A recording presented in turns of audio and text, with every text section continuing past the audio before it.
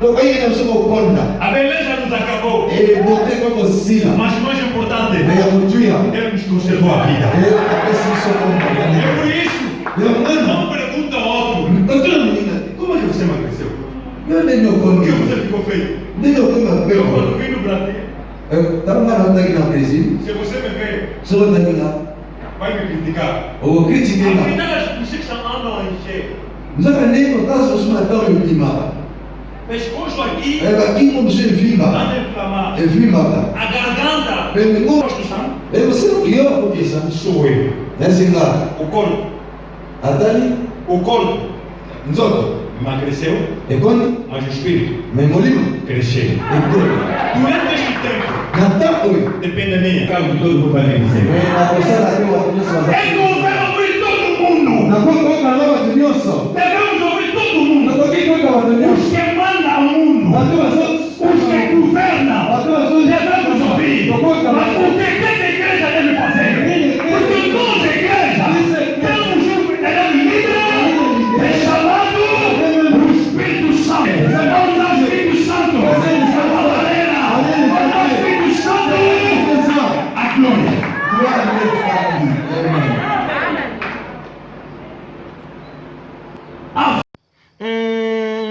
Public dans le monde entier, tous s'abonner massivement sur son presse en ligne. Son presse en ligne de Makambo, donc de la part des jeunes quand dans le Chine à Rambo.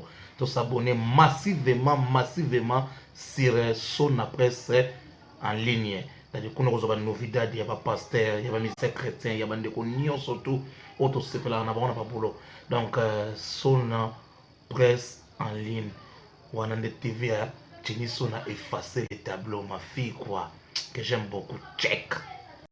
Merci beaucoup, nous continuons encore à notre reportage. Tout ça, on voit que le pasteur Emmanuel, il y a numéro 1 église, il y a Bethel Palanca. Bonjour et bon dimanche papa. Bonjour.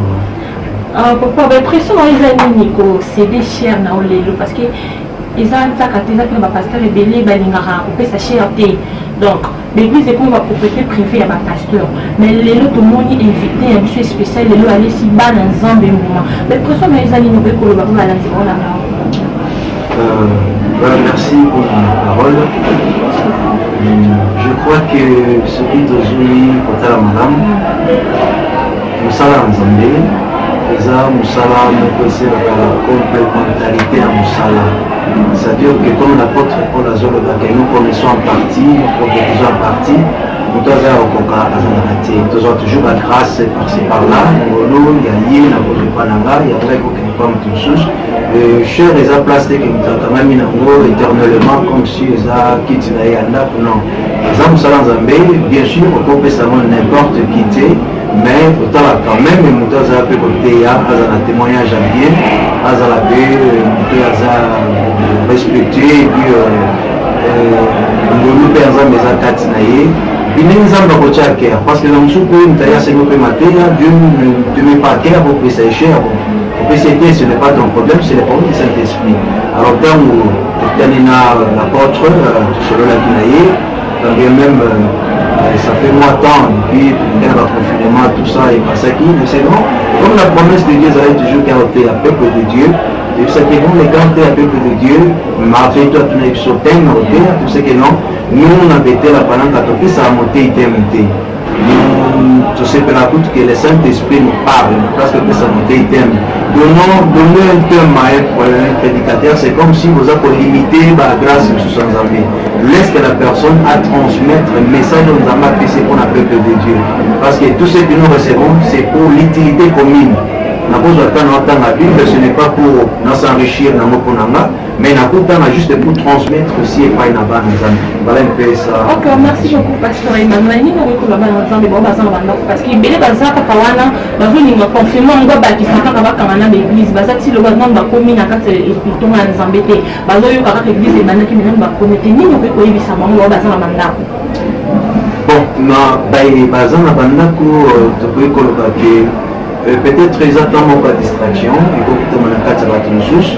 Donc, cause la péta moronette, les autres à la tente, il y a des gens qui ont la musique, moi les transports, ils appellent moi pas, si on soit au monde à la télé, et la plupart payent. Comme on appelle ça qui est 4 jours il y a service. Dans 4 jours, on a limité. On a maman bana, maman bébé, passer à Zéim, adulte, Nicolas 70, on va faire l'église. Il y a un risque pour ma maladie. Alors, je crois que Bamchou a juste moins de distraction qu'avec le temps Baboya. Et Bamchou, il y a tant de choses à vivre, peut-être que l'état perdu qui est vraiment, maman va jouer à tes mini, tu es maman va jouer à tes parce que nous avons dit qu'on a ban à Zate. Quand je ne peux pas Baboya, maman dit qu'on a ban. Tout, je ne suis pas pour la salir. À s'efforcer par tous les moyens, à Tikiba n'est pas des comme sous à y prier, mais ça peut risque toujours que les parents vont y prier, qui vont y prier, ça peut bien parce que surtout même c'est sûr que moi et ma maison nous servirons à l'éternel. Alors ce n'est pas bien que mes parents vont la culte, pas dans la Tikananda, les appelants, malon minité. Ok, merci beaucoup, Pasteur Emmanuel. Merci de nous récupérer sur ma balance, sur la même parce que tout à l'heure dimanche, et bien, il va peut-être occasion pour la prédication ou de côté. Verset nous récupérer, ça va beaucoup de temps. Non, c'est la mine, la verset, moi même pas Jean chapitre 3, verset 16.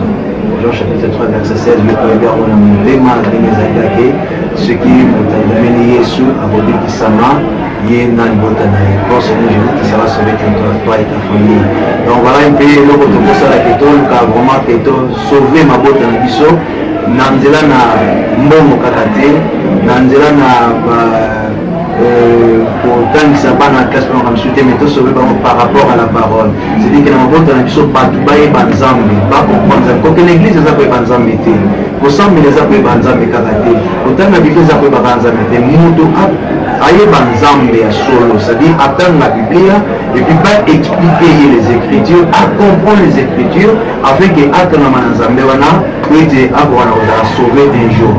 Donc, mais ça n'a pas fait ça que nous disons ça c'est l'effort afin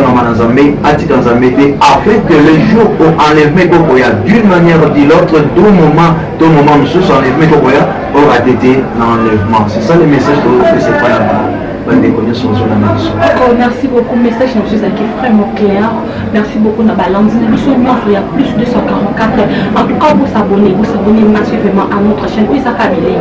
Babi, sur un posa où il y a maillé sur le Seigneur et Sauveur. Église de Bethel et Zawana, il y a pasteur Nabiso Emmanuel. Azan Famou, on a dispo à tout le temps. Où vous en avez posa numéro, vous en avez affiché, vous avez posa numéro. À tout le temps, vous en avez posa Obenga, aux informations. Il y a église de Bethel. Vous avez information. Papa, Emmanuel, moi 2 ou 3 personnes, moi, il y a 3 personnes, partout. Dans le numéro, il y a des numéros, il y a téléphone. Merci. Le numéro sur le téléphone, je préfère l'appeler ce numéro, il y a un bureau, c'est un bureau, ils appellent un WhatsApp 94 7 54 64. Déjà facile, 94 7 54 64. On appelle ce numéro. Na WhatsApp toujours pesa mbote na bandeko nyonso na libanda mboka surtout mbote na papa na biso apôtre Emmanuel Molaye esika aza na France mpe libota mobimba topesi mbote na bapasteur basala nzambe nyonso Cité Bethel na mokili mobimba, non seulement les pasteurs Cité Bethel mais na basala nzambe nyonso na mokili mobimba nzambe azala bino mpe topesi mbote na bandeko nyonso balanda biso libanda mpe basutena biso ntango mosusu d'une manière ou d'une autre. Bandeko nyonso église ya Cité Bethel oyo basambela awa lelo base retrouva na Brésil, base retrouva na Canada, base retrouva Pamphile na Canada, maman Philo na États-Unis, bandeko Philo, bandeko Kina, bandeko nani na Brésil, bandeko na biso Ladi na France, Julie na France, bandeko nyonso baza na Turquie, baza na Grèce, un peu partout en Afrique du Sud, na Chine, partout esika bokutami vraiment oyo nyonso asambela na Cité Bethel ya Palanka partout esika okutami nzambe apambola yo mpe bana na nzambe nyonso esika okutami lokola mwana nzambe place okutami nzambe apambola yo. Ok, merci beaucoup l'équipe technique surtout. Merci beaucoup à toi Vicky Poutou, Junior à la gueule. Merci beaucoup à toi Eugène Kada. Babi, vous s'abonnez Makambo Boya. Tout cas jamais Kozala. Izala Kanakata chaîne. Merci. Ah oui, hein, abonnez-vous massivement à notre chaîne YouTube, hein, son la Prince Aline. En tout cas, vous s'abonnez, en tout cas, vous n'avez jamais déçu. ababi mamba bieza awa beaucoup plus ba pasteur. Ayo to ko bon la montée, mais en tout cas s'abonner à cause apeti bo zapeti ba maman comme bien comme lengi. Bino bongo. Mon père va koyoka. Além de ouvir. Mon père va koyoka. Quem deve ouvir? Nani akwe koyoka? Quem deve ouvir? Nani ukoki koyoka nani? Por que ouvir? Pona nini koyoka? Aleluia. Amen. Pessoa pode emagrecer, Mota vai kokona. mas cultiva alguma coisa Mais kosa kasi lelo komako. que vai te valorizar. Oi kompeso vale. Na manhã de hoje, Na tumba lelo. vim com uma voz Ela mikongo moko. que vai te despertar. Oi kolamusa. Você que está a chorar, Não tozolela. você que está a pensar, Não tozokalisa. enquanto você chora, Matango zolela. Deus está se lamentando. Nzambe aza koyima Por yima. que choras? Nzambe azoyoka mawa mpona nini É ozolela. um tempo Ena ntango oyo. que os filhos de Deus devem se Eza manifestar. ntango bana na Nzambe fo batalisa. Aleluia. Amen. Amós disse: Amos alobi. eu não sou profeta, Ngana aza profete te. nem também filho de profeta, Naza pe mwana mosakoli te. mas sou semeador Me naza moloni. do Sicomor. Ya basikomor. Sicomor, Sikomor. conhecemos no livro de Lucas 19. Ebe wana mokana luka. É um conhecimento. Eza nzete epesaka boyebi. Aleluia. Amen. Um dia,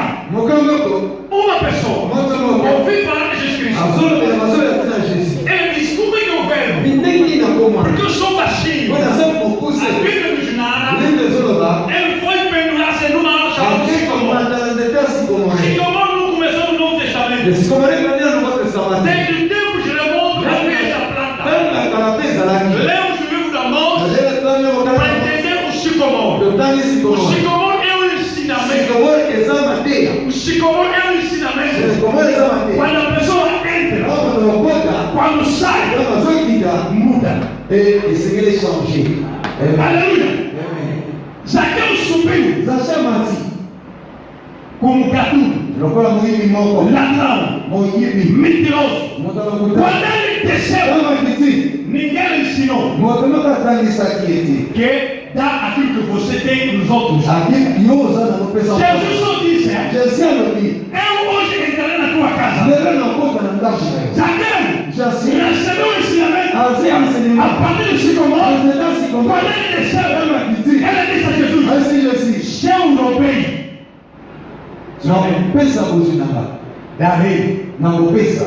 vou quadruplicar. Nakopesa bozwi. Naso nasali mabe. Quer dizer, Eli koloba. este ensinamento Eza enseignement. que dá a voz, Epesa que mongo. dá a entender Epesa da kososola. pessoa humilde. Ya moto eli komikitisa. Quem está humilde nesta manhã vai ser abençoado nesta Moto manhã. eli komikitisa na toma ele naza moto. Pode pedir, quem está humilde vai ser abençoado Ah, nesta moto manhã. eli komikitisa na moto apambana na toma lelo. Ainda não entrei na mensagem. Mano koti na message. Só dá sobre a mesa. Azala milikoli kolo. Quem dá agora a mensagem? Sina pesa Quem sikolo. está humilde, Oyo ayi quem komikitisa. sabe ouvir, Ayi koyoka. vai ser abençoado. Akopambolama. Fala o outro. Yesu moninga. Aprenda a ouvir. Yekola kuyekola. Aprenda a ouvir. Yekola kuyekola. Oyoka. Yekola kuyoka. Diz, mas aprenda a ouvir. Yekola kuyoka. Mas pergunta-lhe, quem deve ouvir? Yesu na kuyoka nani? Fala, vou ouvir todo mundo. Fala com ele, vou ouvir todo Na mundo. kuyoka bantu nyonso. Mas não vou praticar.